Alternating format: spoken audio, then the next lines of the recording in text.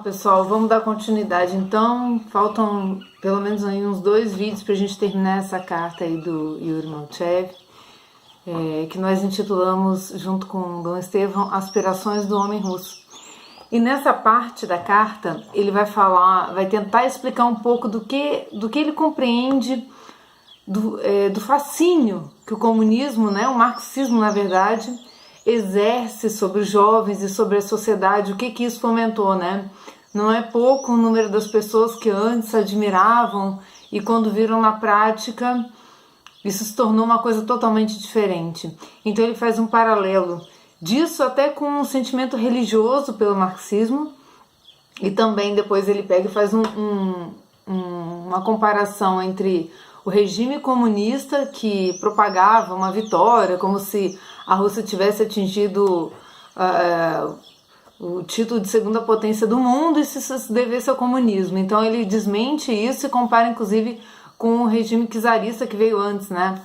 E aí eu até indico, na Netflix tem um documentário muito bom, bem completo sobre os czares, e eu acho muito interessante vocês darem uma olhada se vocês tiverem interesse.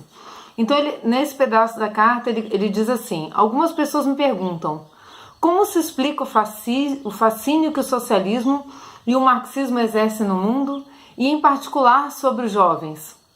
O marxismo parte de uma intuição justa, segundo a qual o homem não deve explorar o homem. Todos os homens são iguais e, por conseguinte, têm os mesmos direitos. Observemos que isso não é uma ideia marxista, mas cristã. Assim, a ditadura do proletariado, a luta de classes, a eliminação de todos os adversários, o maniqueísmo que divide o mundo inteiro em exploradores e explorados, a crença de que toda a história e o homem todo são dirigidos pela economia, etc., o ideal socialista de uma sociedade mais fraterna e mais justa é fascinante, mas nós que vivemos num país socialista concreto já não acreditamos nele, ao menos nesse tipo de socialismo que se deriva do marxismo-leninismo. Na União Soviética, a população também não crê em Mao, em Castro, nem em outros modelos de socialismo. E esses modelos estão percorrendo o mesmo caminho que nós percorremos. O fascínio exercido pelo socialismo marxista explica-se para mim não no plano racional, mas no plano religioso. Tornou-se uma fé religiosa. E, de fato, entre nós, os marxistas convictos são chamados de crentes, exatamente como os cristãos. Hoje o marxismo já não é uma filosofia, uma ciência econômica ou social, uma doutrina política, mas uma fé religiosa, uma maneira de conceber a vida, o homem e sua história. Acreditam nele não sobre a base de provas racionais, mas por um movimento de alma, por sentimento. Aí fazendo um paralelo com o cristianismo, né? Nós também acreditamos no que nós não vimos, mas Cristo passou pela história e deixou a sua marca, a sua revolução pelo amor. Marx passou pela história e deixou sua marca pela revolução da divisão. Então, realmente são sentimentos religiosos.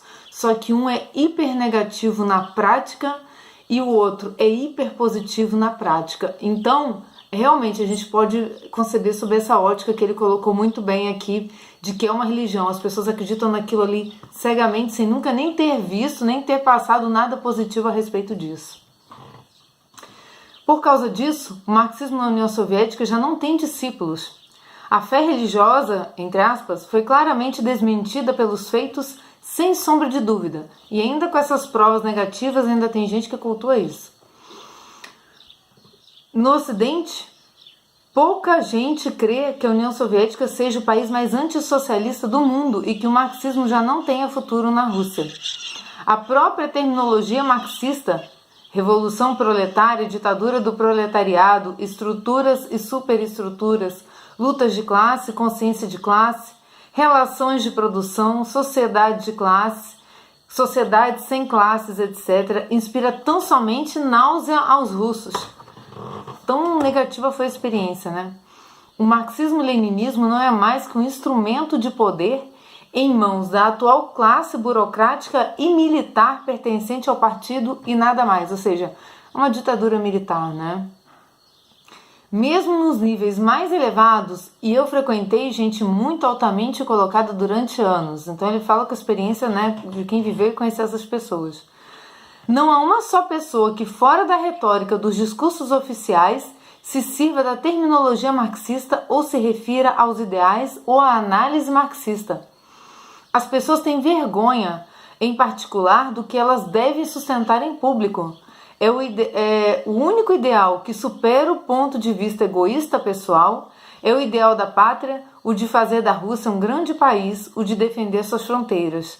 Os poucos crentes que ficam no máximo creem nisto, o resto é escuridão total. E não precisa crer nisso para sustentar, né, o desenvolvimento do seu país, o ideal de uma grande pátria, porque uma grande pátria não se faz sepultando o seu povo, né, que foi o que o comunismo fez. Aí ele dá uma experiência aqui de como o marxismo estava desvalorizado nessa época na Rússia. Ele colocou assim: por outro lado, o que afirmo é demonstrado por feitos inequívocos. Por exemplo, no mercado negro de livros, um volume de Bediaev, Chestov, Leontiev vende-se a 40, 50 e até 70 rublos. Mas as obras de Marx e de Lenin, mesmo as edições mais antigas, não são aceitas nem mesmo pela metade do preço nas lojas estatais de livros de ocasião, porque todos sabem muito bem que não há esperança de vendê-las. Tal era o desprezo, o nojo que o povo tinha. Um homem honesto e ponderado hoje na União Soviética não pode ser um marxista convicto. O que digo pode parecer um paradoxo, mas o maior Estado comunista do mundo representa potencialmente a maior força anticomunista. Eu não duvido disso até hoje, viu? Este é um fato que terá consequências extremamente importantes na história do futuro. Quando a carcaça morta do marxismo mantida pela força cai finalmente, a Rússia aparecerá como um mundo espiritualmente novo, amadurecido por uma experiência terrível que nenhum povo jamais atravessou. Creio que o povo russo será um povo aberto como nenhum outro à mensagem de Cristo, que é exatamente oposta à mensagem de Marx e de Lenin. E aí eu aproveito para remeter aos vídeos que nós gravamos falando sobre a infiltração marxista na igreja e como isso é um paradoxo com a doutrina cristã. Ele mesmo vai dizer aqui, olha, a pessoa que vivenciou, né? Nenhum marxista jamais poderá realmente crer em Jesus Cristo e ser totalmente fiel ao seu espírito. Como também nenhum cristão poderá jamais ser um marxista convicto. Tá claro isso? Não me explico o que ocorre no Ocidente, onde alguns chegam a denominar-se cristãos para o socialismo. Ele não consegue compreender isso, né? Para nós, isso é uma blasfêmia. Olha aí. Poderiam dizer-me, você é injusto para com seus compatriotas nas suas comparações do regime soviético com os regimes ocidentais, pois a Rússia partiu da estaca zero quando assumida pela Revolução Bolchevista e hoje é a segunda potência do mundo. Isto é sinal de que se percorreu um longo caminho. Respondo. É a segunda potência do mundo pelas armas, os mísseis, a investigação espacial, a produção de aço e talvez em alguns outros setores, mas não muitos. Nos demais, e isso que realmente conta, é a 15ª ou 20ª, inclusive na indústria de bens de consumo. E observe-se bem, no tocante às riquezas naturais, a União Soviética é sem comparação o primeiro país do mundo. De fato, a União Soviética é o único país industrial que exporta matéria-prima e importa trigo, máquinas e fábricas, como os países tecnicamente subdesenvolvidos. Exporta pouco petróleo, não porque não o tenha, mas porque a sua tecnologia não o consegue extrair quando se encontra em determinada profundidade. Os acordos com o Japão versam fundamentalmente sobre a extração de petróleo na Sibéria.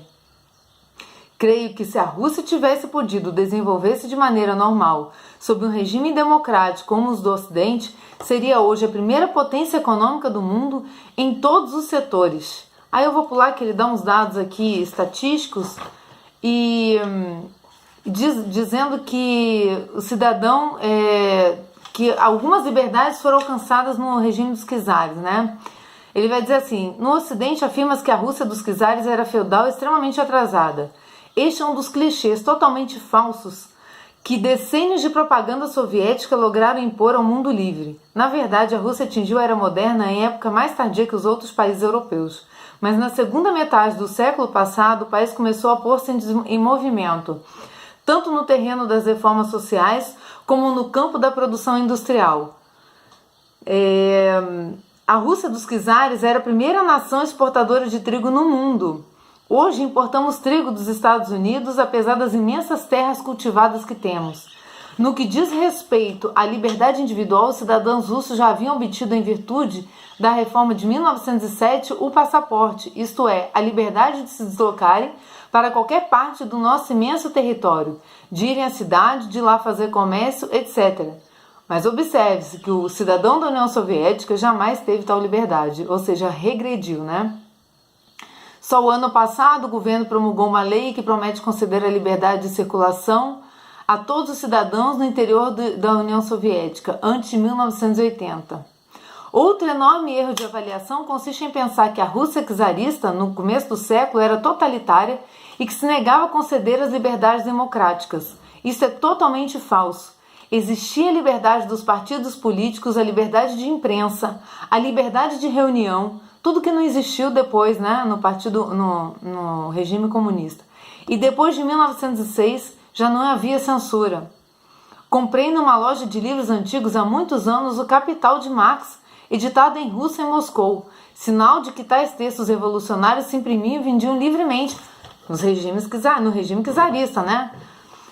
Certamente não quero dizer que o regime dos czares era democrático, como o entendem os ocidentais. Era um regime paternalista autoritário que evoluía rapidamente com toda a Europa.